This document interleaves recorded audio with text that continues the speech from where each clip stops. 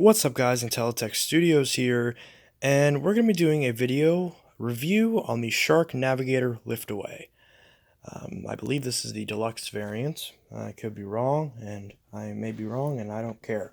So, you may be asking, why is this leaning against your table? And this is why, because this thing refuses to stand up. If I stand this up, it falls. So I can't like stand this up. That's how narrow this machine is. So I'm going to try to have as fair of a review as possible, but I don't like this, and here's why. Now here's the thing. If you're going just based off performance, this is actually pretty good, especially for the price. So you know what, if you like the design of this and you mainly care about things like performance and filtration for a budget bagless machine, a budget premium bagless machine, this is a solid option. You can get this at Walmart and Big Lots right now for about $150, and it is still a pretty decent value. And it is still something where I personally would recommend just buying the one that's, $100, $120. If one of those is still available, I believe my local Walmart has one, as an example. Because those will be less cumbersome than this. You sacrifice the lift away function, but I think a lift away function is too cumbersome to actually be very useful, especially because it's not a powered lift away. So I don't think that it has a ton of advantages as far as the lift away function. Now, if you're the type of person who likes canisters and you like the idea of it converting from an upright to a canister, you may like this. I don't have the caddy to demonstrate, but of course you can pull this entire section off and, sort of make it a lift away. And that doesn't appeal to me personally, but for some people that's a very good feature that they like. And, it's a part of the reason why people buy this and why Shark markets it. So, this, the performance is good. On carpets, it performs very well. The brush has decent agitation. It does pick up pretty decently. On hard floors, you can shut the brush off, so vacuuming up fine materials on hard floors is fine. Obviously, like pretty much any upright vacuum, vacuuming up any sort of large debris on hard floors is going to be relatively useless whether or not you have a brush roll shut off. That's why you have a hose. So, it is still better than a lot of machines that simply have a squeegee or don't have anything to protect against cleaning on hard floors, especially if you have delicate wood floors like I do that constantly chip, where a running brush on those wood floors is completely a non-starter. This does help with that because you can actually shut the brush off. It just has two modes right here, one with the brush off, one with the brush on. It's very clearly labeled, it's easy to understand, all that sort of thing. So, also another reason why I don't like Sharks in general is their repairability. This is the same reason why I don't like Apple, is that they are constantly rioting against repair practices. They are trying their best to make sure the parts are not readily available, so that way the only way that you're able to do repairs is expensive and through the company. And Shark does not have the best track record with as far as quality goes. Granted, not every brand that I enjoy does either. Both Bissell and Phantom, brands that I really enjoy, also have had quality control issues in the past. But at the same time, at least both of those companies, especially the latter, they're very easy to find parts for. Obviously, Phantom isn't easy to find parts for anymore, but at the time when they were still around, they were.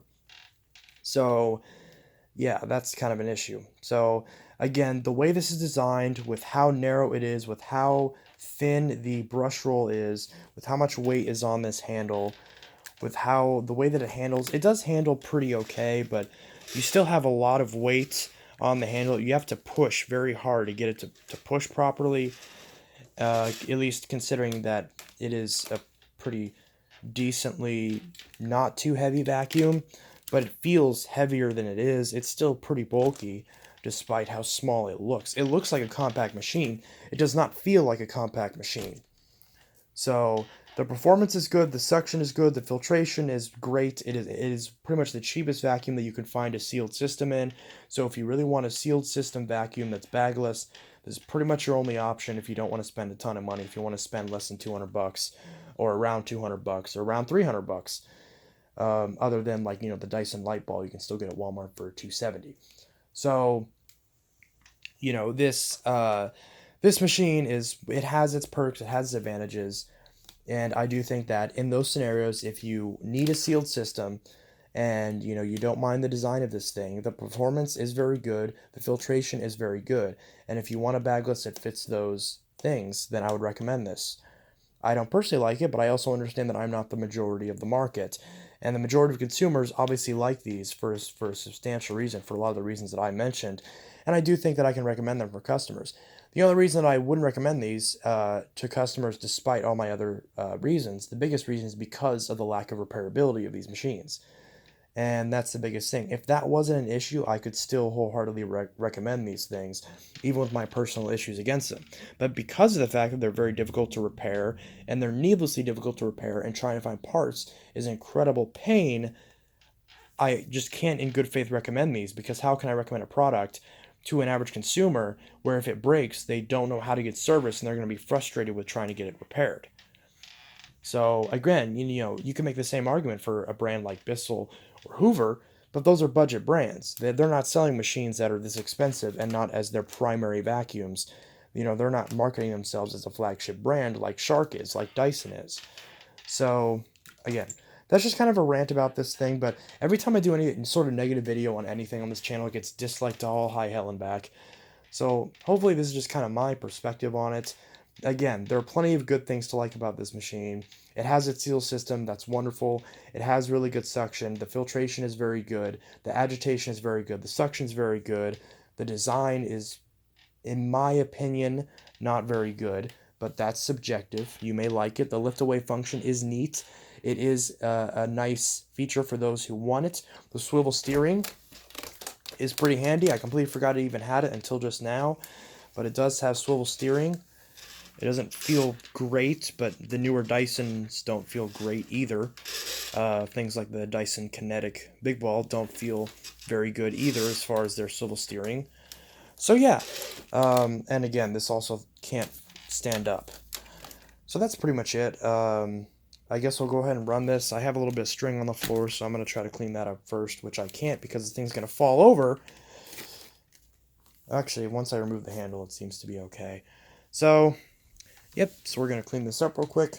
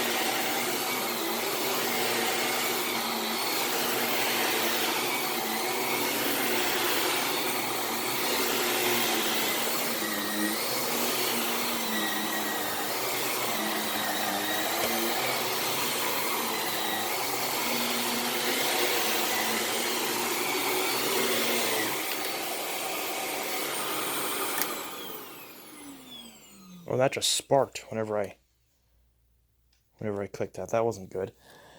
But yeah, so this thing